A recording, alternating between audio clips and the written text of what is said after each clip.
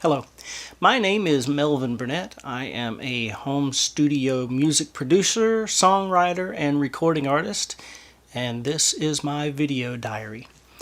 So, for this entry, I want to talk about the album that I'm working on. I just passed a big milestone this last weekend. I finished doing all of the production work on it. So all of the pieces are now recorded. Everything is written. It's in the computer. I've just got to finish mixing and mastering it. And it'll be ready to go. So I'm really close to being done with it. And that's kind of a big thing for me. In the past, it's taken me somewhere in the neighborhood of like 4 to 6 weeks to finish a song from start to finish. So over the course of the year, I can usually get maybe 10 songs done.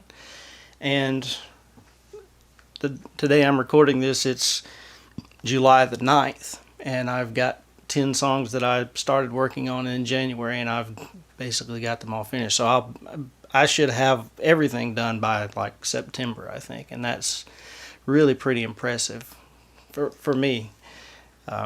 I did things a little bit differently this time. Instead of working on songs in order one at a time, as I kind of batched my work. So it's like I wrote all the lyrics to 4 songs, and then I took those 4 and recorded all of them and did the mixing and mastering. So I had 4 songs done, and I was kind of working on them simultaneously, and I finished those up in April, and then took like the next set of 4 and did the same thing, and then did that next set of 4, there was one that didn't quite work out, so I had to kind of start it over, but then I did that one, and then 2 more beyond that to get my 10, and so here we are in July, and I'm sitting on 10 new songs, so that feels pretty good. But let me tell you what this album is about. Back in December, in the holiday season of 2019, I was feeling really jaded. It was Christmas time, and I just wasn't feeling it. I just didn't have the spirit.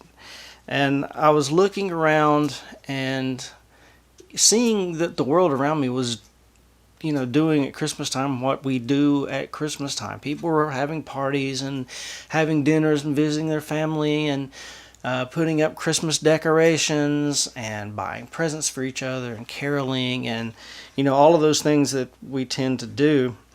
And all of it just felt empty to me. It was like, why are we doing this? It's just because we do it every year. This is what we do. What makes this any different than like Groundhog Day, for instance? And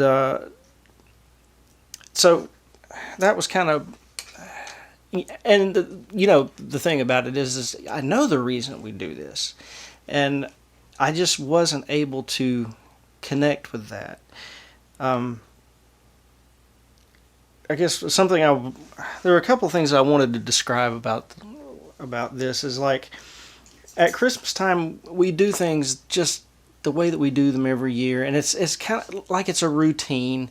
All the things I was talking about, we do them every year. There's the annual ritual of putting up Christmas lights, and it's like, why are we doing that? It's like we do that just for the sake of doing it. And maybe that's okay, but that wasn't clicking for me.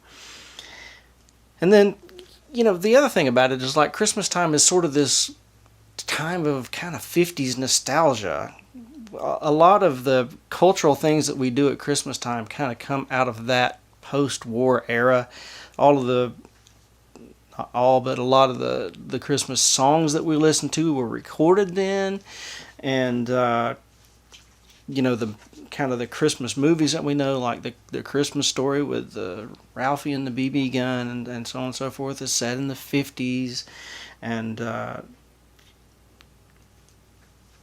there's this sort of Americana element to Christmas. And that, to me, I was just very conscious of that this year. And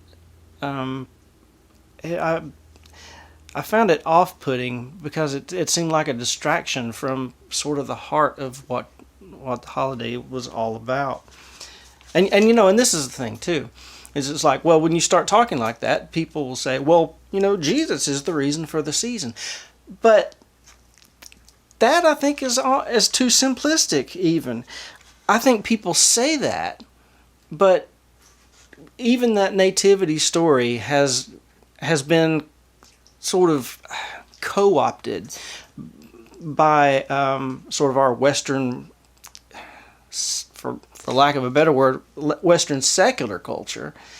And so it just sort of becomes one more element in this much bigger operation, this bigger commercial, cultural, social enterprise. And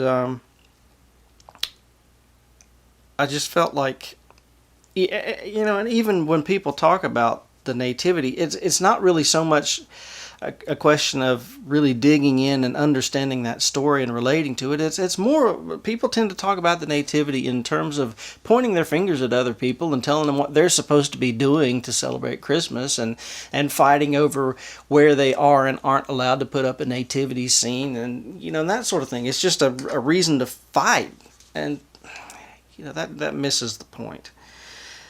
And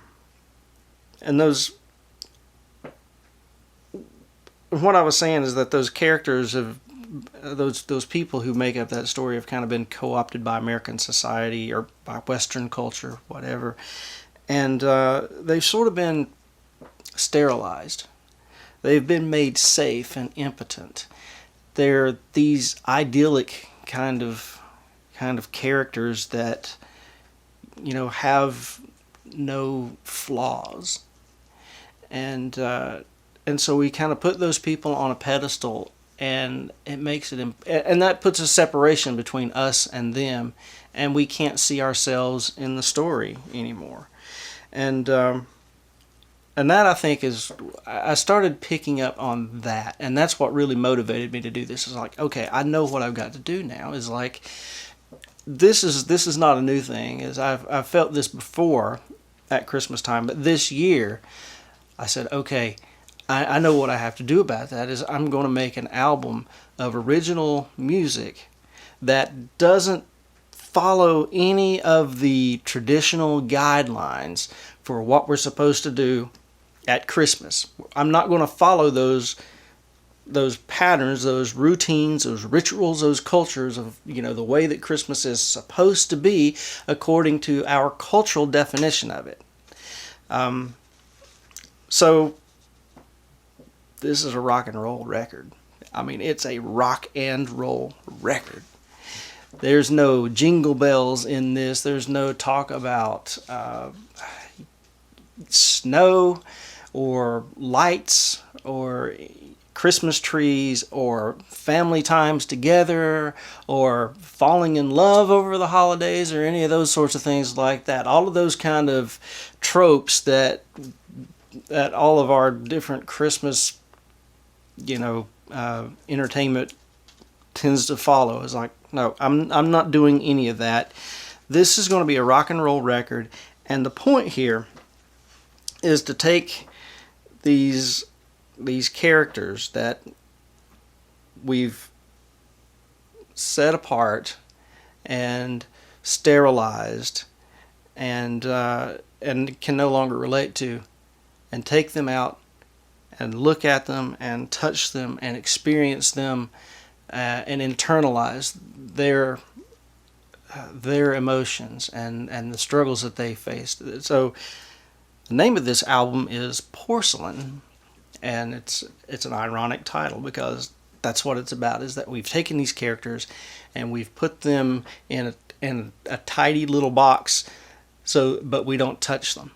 We look at them from a distance and we admire them, but that's it. We take them out once a year and we put them on display, and then when we're done we put them back, but they don't impact our lives because they're too clean, and we can't take them out for fear of breaking them.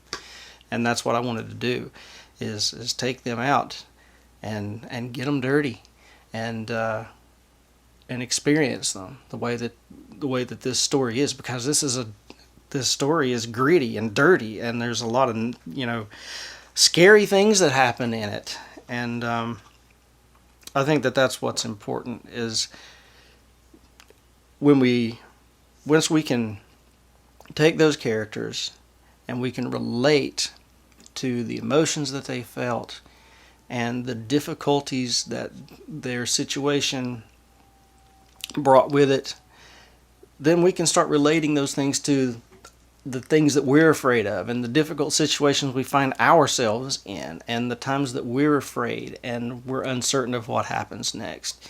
As we can see what they did, how they dealt with those same feelings, and we also know what came of it. And I think that's important. That gives us some hope. Is, you know, if we can kind of stick it out, if we can maintain our faith, that God can really do remarkable things. So that was really kind of what I was trying to get at with this album.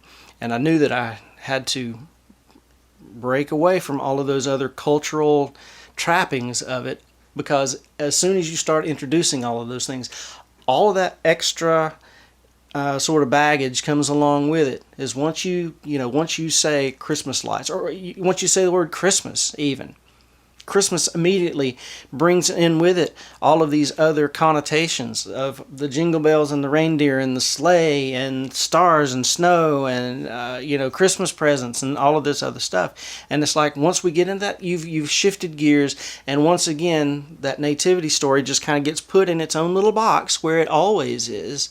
And it's like, nope, I want to stay out of that stuff.